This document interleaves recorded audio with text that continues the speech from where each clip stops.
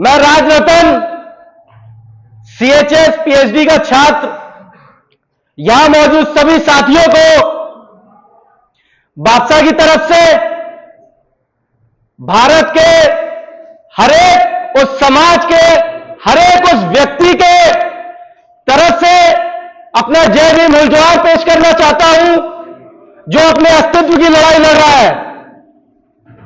हर उस व्यक्ति की तरफ से हुलजोहार पेश करना चाहता हूं जो इस देश में मनुवादी ढांचे से लड़ाई कर रहा है।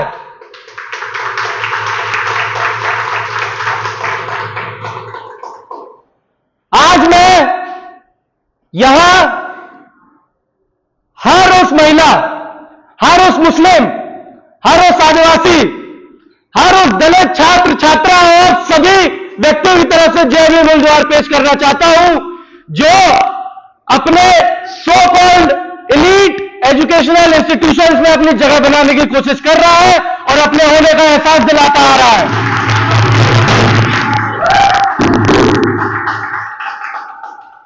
मैं राजरतन राजौरिया मध्य प्रदेश के एक छोटे से जिले शिवपुरी से आता हूं। शिवपुरी जो कि चंबल से ज्यादा दूर नहीं है। चंबल की धरती वो बगावती धरती है जिसने हमारी आदर्श फूलन देवी का कहर देखा है।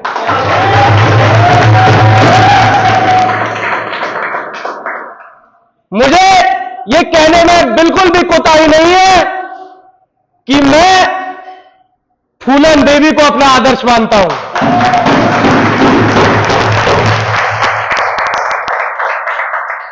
वो फूलन देवी जो बंदूक की नोक से लेकर संसद के माइक से लेकर एक पेन की निब से अपनी आवाज को बुलंद करती रही अपनी जिंदगी में।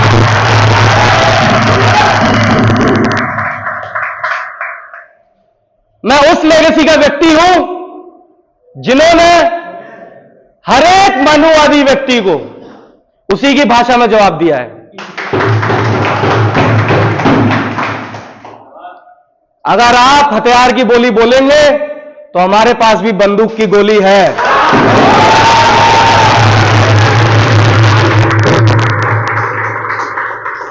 अगर आप संसद में बिल लाके हमारे अधिकारों का हनन करेंगे तो हमारे पास संसद में माइक है। अगर आप माइक बंद करेंगे तो हमारे पास हमारी जंगल जमीन सब कुछ है। इस देश की जल जंगल जमीन पर जो सबसे पहला अधिकार है वो हम लोगों का है। किसी बाहरी आक्रमणकर्ता का नहीं है जो यहां आर्यन बनकर बस गए हैं। आज उनको साफ जवाब में कह देना चाहता हूं ये देश मूल निवासियों का है। हाँ, वो रहेगा। मैं उस मूल निवासी समाज से आता हूं जिसकी एक ईंट में इतना इतिहास है जितना इन सवर्णों ने अपने ग्रंथों में नहीं लिखा।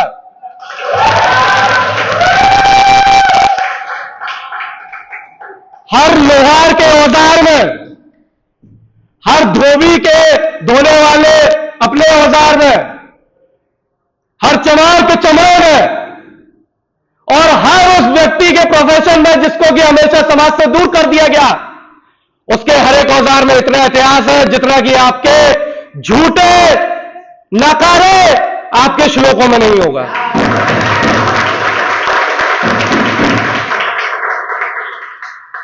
आज मैं इस मंच से हर एक उस सवर्ण जातियों के ढांचे को नकारने आया हूं जिसको कि बनाकर इन्होंने हम मूल निवासियों से अपना जल जंगल जमीन छीना है। हमारे हजारों सालों के इतिहास को मुख्य धारा के इतिहास से दूर रखा है। उसी कड़ी में अगर बता दूं तो हाल ही में एक वाकया हुआ था हमारे so called elite institution JNU में। जब दुर्गा विसर्जन के लिए लोग जा रहे थे तो हम लोग भी महिषासुर के लिए आवाज उठा रहे थे यहां से। अब वो आवाज क्यों उठाई जा रही थी? क्योंकि सवर्णों ने असुरों को इतना मुख्य धारा से अलग कर दिया कि उनको पूरा का पूरा एक सबसे खतरनाक प्राणी दिखा दिया गया, जैसे कि ये इनके समाज के दुश्मन हो। जबकि असुर कौन थे? असुर यहां के मूल निवासी थे। पर सवालों को ऐसे इतिहास से दिक्कत होती है जो इनका नकाब चोला उठाकर फेंक देता है, जो इनका असली चेहरा सामने लाता है। महिषासुर, जो कि इस देश का सबसे पहला लोहार था, उसके एक हथौड़े में इतनी ताकत थी कि पूरी सरल मनुवादी शक्तियों को एक पूरा इतिहास लिखना पड़ गया, जिससे कि ये मूल निवासियों के इतिहास को अलग धारा में फेंक सके। आज मैं ऐसे सवाल इतिहास को नकारने आया हूं। आज मैं अपने जीवन से जुड़ी हुई कुछ बातें भी बताना चाहता हूं, जिनको कि कहने का कभी एक ठीक मंच नहीं रहा, जिससे कि मैं अपनी वो बात रख पाऊं।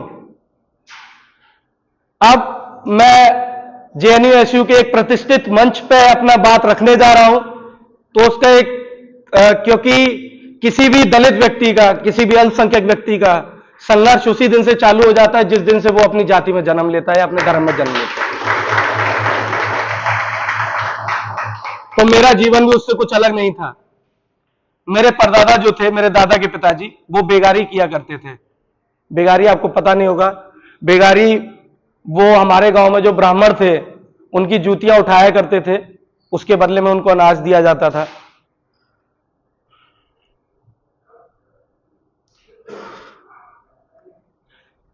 बेगारी के बाद हमारे दादाजी ने खेती शुरू की। उस बेगारी से मेरा जो इतिहास मुझे मालूम है, मेरा पर्सनल इतिहास, मेरा इतिहास बेगारी से शुरू होता है। फिर मेरे दादाजी ने खेती करके अपने बच्चों को अच्छी शिक्षा दी। मेरे पिताजी का अपना संघर्ष रहा। रामपुर एक बहुत छोटा सा गांव है, जहां तक कि सड़क अभी कुछ साल पहले पहुंची है। उस गांव से मेरे पिताजी का संघर्ष शुरू होता है। पिताजी सरकारी नौकरी में आते हैं। जब इस देश के सीजीआई पर जूता फेंका जा सकता है, तो आप लोग समझ सकते हैं कि एक मामूली सा सरकारी कर्मचारी, उसकी क्या इज्जत रहती होगी उसके डिपार्टमेंट में, उसको कितनी हीन भावना से देखा जाता होगा। मेरे पिताजी का अपना संघर्ष रहा मुझको पढ़ाने में, मुझको इस काबिल बनाने में कि मैं अपने समाज को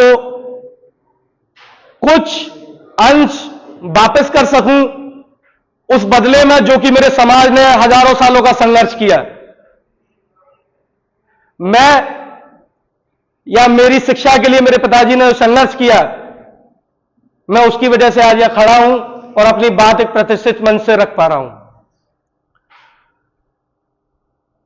बचपन में जब दोस्ती होती है, तो बचपन में जाति का या हमारे सरनेम का हमें मतलब ज्यादा नहीं मालूम होता। तो मुझे भी नहीं मालूम था अपने बचपन में। मैं अपने दोस्तों के साथ खेला करता था। मेरे कई दोस्त सवर्ण जातियों से भी आया करते थे। तो हमारे यहाँ पे एक इंडिया में एक नेमिंग डिसऑर्डर नाम की चीज पाई जाती है। नेमिंग डिसऑर्डर मतलब कि आपका पूरा नाम पूछा जाएगा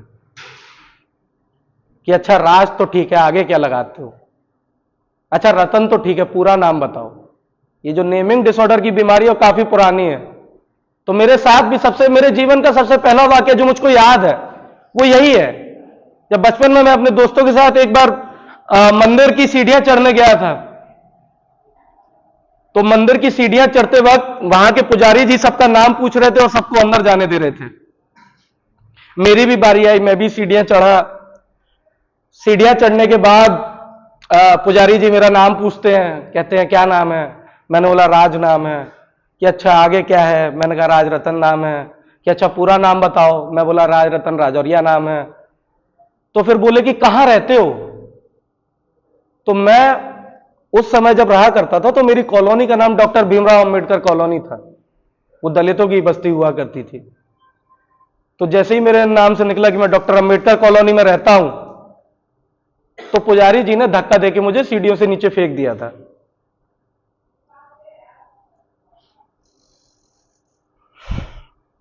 राज तुम संघर्ष करो, हम तुम्हारे साथ हैं।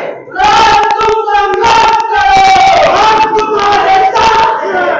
राज तुम संघर्ष करो, हम तुम्हारे साथ हैं। एक वो दिन था और एक आज का दिन है, दोबारा किसी मंदिर की सीढ़ियां तक नहीं देखी मैंने।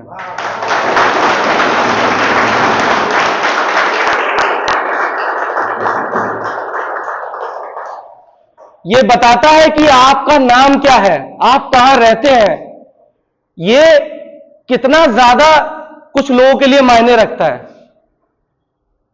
ये सिर्फ एक वाकया बताया मैंने, ऐसे कई वाकये हुए मेरे पूरे जीवन काल में जो अभी तक मैंने जिया है।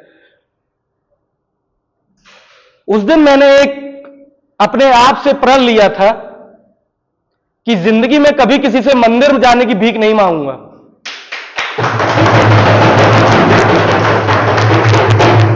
मेरी लड़ाई कभी भी मंदिर में घुसने की नहीं होगी, मेरी लड़ाई होगी मंच पाने की लड़ाई होगी, मेरी लड़ाई होगी मंच पे अपनी बात रखने की लड़ाई होगी।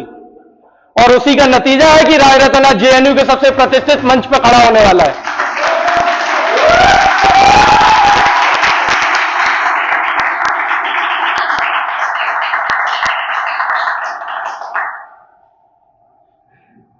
जितना भी मैंने जीवन जिया, जैसा कि मैंने बताया कि हमारा संघर्ष पैदा होने के साथ ही शुरू हो जाता है और वो हमारी चिता पे भी ठंडा नहीं होता। कुछ लोगों को उस पे अपनी राजनीतिक रोटियां सेकनी होती हैं, कुछ लोगों की घर बार ही इसी से चल रहे हैं कि किसी दलित की चिता पे रोटी सेकी जाए। आज जेएनयू के आने के बाद भी मेरा संघर्ष खत्म नहीं हुआ था। जेएनयू आने के बाद पहले दिन से मैं काफी मुखर था, अपनी बातों को लेकर, अपने मुद्दों को लेकर, मेरे समाज के लोगों को लेकर काफी मुकर रहा मैं पहले दिन से। पर काफी सारे दोस्त बनते एक बड़ी यूनिवर्सिटी में आकर, तो जैसे ही इनको पता चलता है कि एक दलित समाज से आने वाला लड़का इतना मुखर होकर अपनी बात रख रहा है, वो भी जेएनयू जैसी इलीट यूनिवर्सिटी में, सीएचएस जैसे इलीट सेंटर में आके बिना किसी फोरफादर के इतनी मजबूती से अपनी बात कैसे रख दे रहा है, तो फिर उसे पीछे खींचने की कोशिश की जाने लगती है। और वो कोशिश किस तरह से होती है? टैग्स देकर कि राय रतन संघी है, राय रतन लेफ्टिस्ट है, राय रतन फलाना है, राय रतन ढिमकाना है। पर कदम कदम पर जब लेफ्टिस्टों को, राइटिस्टों को, या मैं कहूं सवर्णों को कदम कदम पर अपना जब जवाब मिलता रहा, तो सारे टैग एक के बाद एक हटते गए।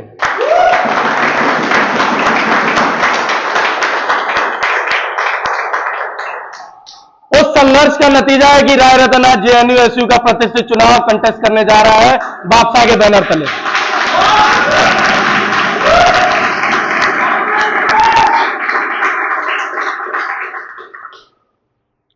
पर मेरा संघर्ष यहीं नहीं रुकेगा।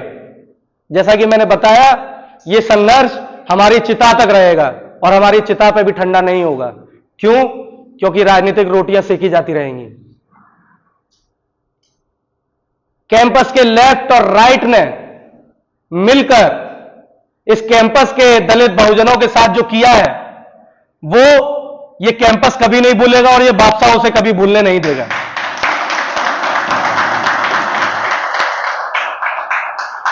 इस कैंपस की अगर सबसे बड़ी हकीकत बताऊं, तो अगर अवसरवादिता की अगर कभी कोई तस्वीर बनाई गई, अगर अपॉर्चुनिज्म की कभी तस्वीर बनाई गई, तो वो कैंपस के लेफ्ट और राइट की तरह दिखेगी, इतना मुझे यकीन है।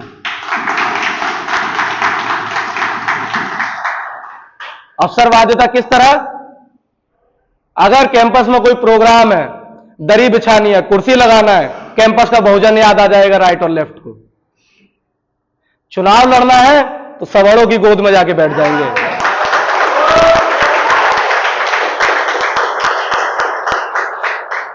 लेफ्टिस्ट जो अपने आप को इतना प्रोग्रेस बताता है, इतना प्रोग्रेसिव बताता है, एक ओबीसी या एक दलित को टिकट देने के बाद बोला जाएगा, अरे बाप रे, अब की बार बहुत दलित और ओबीसी को लड़वा दिया, अगली बार सवर्णों को रिप्रेजेंटेशन देना बहुत जरूरी है।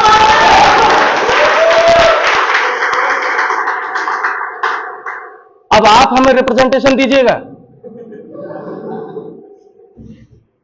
हजारों सालों से अपना इतिहास बदल बदल कर लिखकर थक नहीं पाए, तो अब आप हमको रिप्रेजेंटेशन दीजिएगा। जिस दिन हमने आपके घरों में अपना रिप्रेजेंटेशन बंद कर दिया ना, घरों में सांस नहीं ले पाइएगा।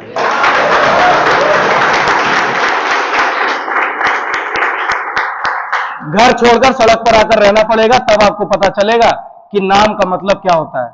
जब कोई पूरा नाम पूछ ले तो कैसा लगता है, जो झिझक होती है आपके अंदर पूरा नाम बताने में, वो क्या होती है।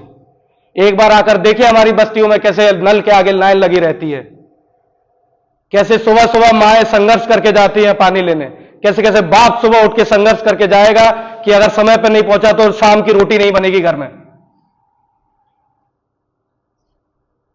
आप हमको रिप्रेजेंटेशन देंगे? लेफ्टिस्टों की ये बड़ी पुरानी चाल रही है कि किस तरह से दलितों बहुजनों को एक टोकनिज्म की तरह यूज किया जाए, उनको एक लॉलीपॉप देके, पॉलिटिकल लॉलीपॉप देके उनको 5-6 साल के लिए ठंडा किया जाए, फिर वापस से एक टोकन उठा के एक कैंडिडेट को चुनाव लड़वा दिया जाए। आज मैं पूछना चाहूंगा हमारे so called progressive left organisation से कि आपके होते हुए आज भी चमार भारत छोड़ो, दलित भारत छोड़ो क्यों लिख दिया जा रहा है कैंपस में? अरे दलित भारत छोड़ो, चमार भारत छोड़ो, इतनी हिम्मत कहां से आ गई भाई आप लोगों में? दलित भारत छोड़ो, चमार भारत छोड़ो नहीं। अगर किसी को भारत छोड़ना चाहिए तो भारी आक्रमणकर्ता को छोड़ना चाहिए, जितने भी आर्यन इस देश में सदियों पहले आए थे।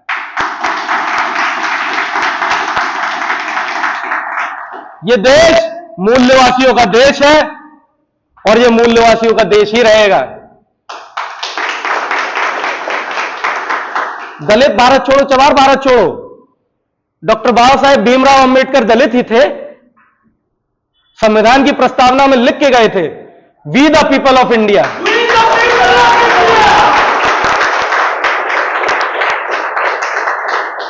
कॉन्स्टिट्यूशन में नहीं लिखा था उन्होंने कि जितने भी आर्यन आए थे वो भारत छोड़ो, वो लिख के गए थे कि we the people of India. We कौन है? वी हम है, हम मूल्यवासी वी हैं।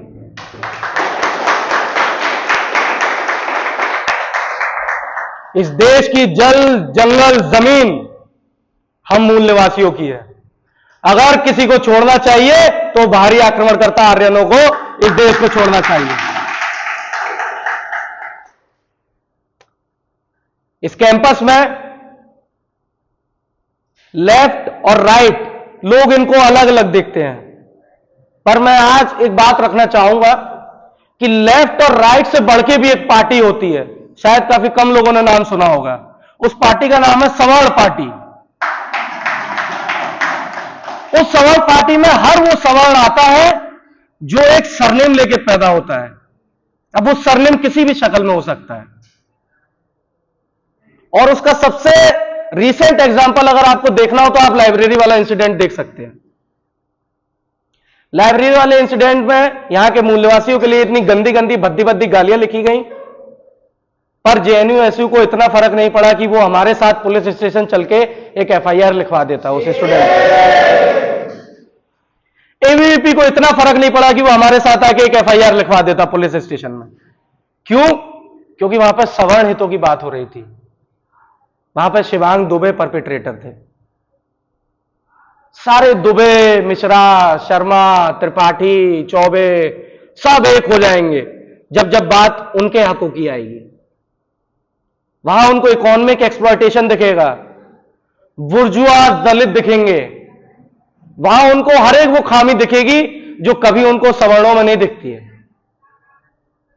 वो एक बात बताना भूल जाते हैं कि वो एक खास दवाई लेके पैदा होते हैं जिसको कि जाति कहा जाता है। जहां कहीं फंसेंगे वहां सबसे पहले आपका नाम क्या है? हम त्रिपाठी हैं, हम दुबे हैं, हम चौबे हैं, हम शर्मा हैं, हम चतुर्वेदी हैं। एक संजीवनी लेके पैदा होते हैं ये लोग। मैं इस कैंपस के बहुजन से बस एक ही अपील करना चाहूंगा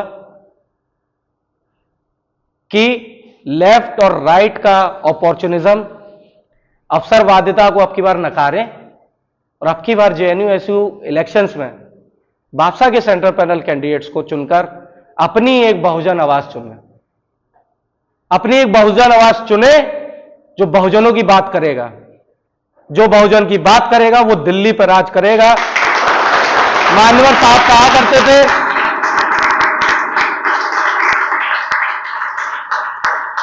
और बहुजनों की बात मतलब उनको टोकन की तरह इस्तेमाल करना नहीं है। बात है जब हमें वाइवा वोसे में नाम देख के 1 2 0 नंबर दे दिया जाता है, वो हमारी बात है। हमारी बात है जब लाइब्रेरी में हमारी माओ बहनों के लिए गालियां लिख दी जाती हैं और लेफ्ट जेएनयू हमारे साथ चल के एफआईआर तक नहीं लिखवाता है, यह हमारी बात है। हमारी बात है कि हमारे 133 पोस्ट को एनएफएस कर दिया जाता है, यह हमारी बात है। हमारी बात है कि दलित समाज से आने वाले छात्र छात्राएं एसएल में सबसे ज्यादा हमारा ड्रॉप आउट रेट है, यह हमारी बात है। तो मैं चाहूंगा कि आने वाली 4 तारीख को जेएनयू के सभी छात्र छात्राओं से एक ही निवेदन है कि एक बहुजन आवाज को चुने, बादशाह की आवाज को चुने और बादशाह भले ही चाहे उसका कैडर 50 रहे, 100 रहे, 150 रहे, 40 रहे, 30 रहे, 20 रहे, 10 रहे या कैडर ना भी रहे, तब भी बादशाह जिंदा रहेगा।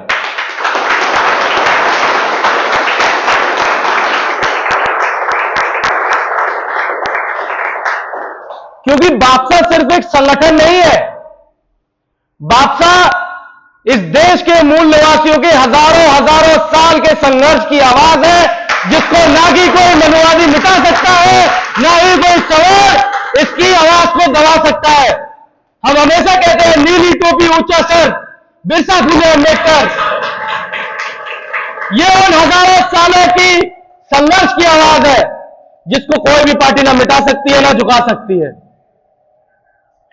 तो अब की बार लेफ्ट और राइट को नकार कर गांधीवाद, मार्क्सवाद, साम्राज्यवाद सभी वादों से हटकर अम्बेडकरवाद पर वोट कीजिए।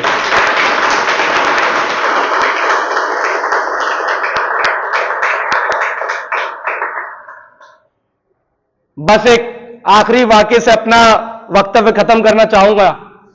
देश के पूर्व प्रधानमंत्री चंद्रशेखर जी कहा करते थे, जिन हाथों में ताकत है ताज पहनाने की, उन हाथों में ताकत है आपका सर उतार लेने की। तो वक्त आ गया है सर उतार लेने का, वक्त आ गया है उस ताज को हटाने का, वक्त आ गया है गद्दी पे बहुजनों को बिठाने का। जय भीम, जय जोहार, जय मुद्दा।